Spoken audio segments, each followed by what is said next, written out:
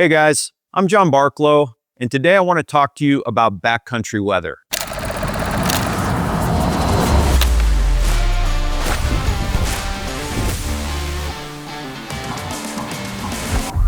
Now, weather in the backcountry can be incredibly dynamic, and even the best forecasts should be taken with a grain of salt. Now, it can surprise some people, but it can snow any month of the year in the mountains, especially when you're at any kind of altitude. Now, this can be difficult to kind of imagine when you're packing for your hunt down in the valley and it's 85 degrees, but you're going to 10, 11, 12,000 feet and the weather's going to be drastically different up there. The temperatures are going to be drastically different up there. So one thing to factor in is a 4-degree temperature change for every 1,000 feet of elevation gain.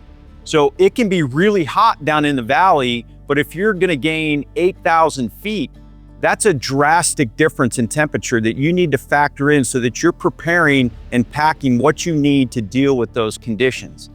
Now, during an August high altitude or high alpine mule deer hunt, you can be exposed to really fast moving thunderstorms and even snowstorms. And so how we're going to protect ourselves is we're always going to have our 8-piece clothing system.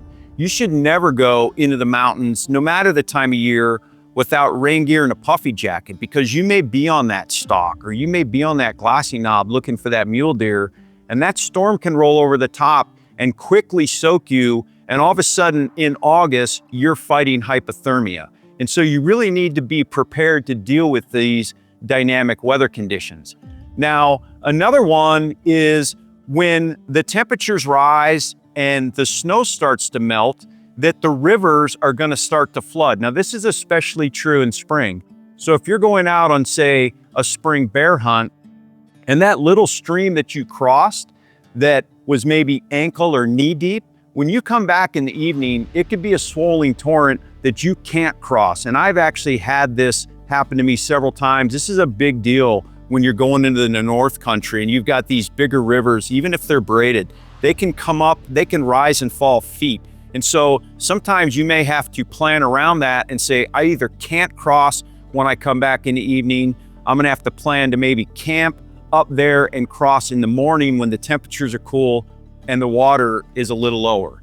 Now, another one that I've battled quite a bit, especially up in Alaska, was high winds. Now, winds are something that you really have to be respectful of. I've been standing around with a 45-pound backpack on, wearing the rest of my kit, my bonnet harness, and I've actually literally been picked up and thrown through the air on a mountain goat hunt. I was actually picked up and slammed on the ground with another guy just because of the wind as we were thinking about going up through a saddle. So any place that you're gonna have constricted winds, so think a slot canyon or a little saddle or any place where the terrain funnels down, you're gonna get increased winds through what's something called the Venturi effect. So these are places that you wouldn't wanna put your camp. These are places that you just need to be prepared to go through. If there's any kind of snow on the ground, that's places where wind slabs and things like that occur. So winds are something you have to consider. You can look up at a ridge line, and see maybe clouds blowing over the ridge, or if there's snow, you could see snow blowing over the ridge. And that's gonna kind of give you an indication of maybe what the winds are doing higher up on the mountain than where you are. Now, another one, and one that's really scary, is lightning. So I actually had 2 friends killed by lightning in the Wind River Range of Wyoming. And so it really drives home the point that lightning can kill you. And it's very, very frightening if you've ever been, especially in the high country, when these fast moving, especially summer storms roll in, you can get some crazy lightning. And so understanding what to do when lightning strikes, you want to get off the top of any high ridge or any prominent high point. If you're on a big scree slope, maybe in the high country, going down on a mule deer stalk, you want to get out of the open. You want to try to get down below the tree line if at all possible. You don't want to be the tallest thing around. You don't want to be standing around the tallest thing around.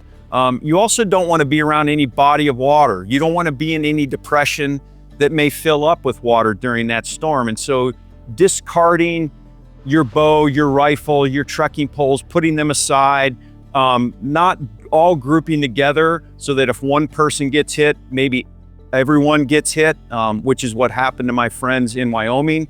Lightning is really frightening. And so you need to be prepared and talk to your partners and say, hey, we're up high. If this happens, here's what we're going to do. We're not going to argue about it. Our actions are just to seek low ground, kind of discard our metal objects and kind of ride this storm out. The last one is snow. Now, I know a lot of us aren't going to be, professional avalanche forecasters, but anytime there's snow on the ground, even say chasing spring bears, when you're going up in these avalanche chutes, if there's snow on the ground, you have to be concerned about that snow melting and causing an avalanche. Now, there's lots of different kinds of avalanches. There's loose snow, there's wet slabs. The point is, if you're on snow, if there's snow above you, especially as temperatures rise during the day, you need to be concerned with those rising temperatures knocking down rocks, and those rocks can fall and hurt you, but also that snow sliding. And so just being cautious and taking those precautions to make sure that you're not setting yourself up to get hurt. So, backcountry weather, when we go out there, we're experiencing that in its rawest form. And that's really one of the appeals about going out in the backcountry, is that we do get to experience nature in its rawest form. But we do have to be just a little cautious and just be aware that when we go out there, that the weather is incredibly dynamic, and just having a little bit of preparedness going into that is going to make our hunts a lot more safe.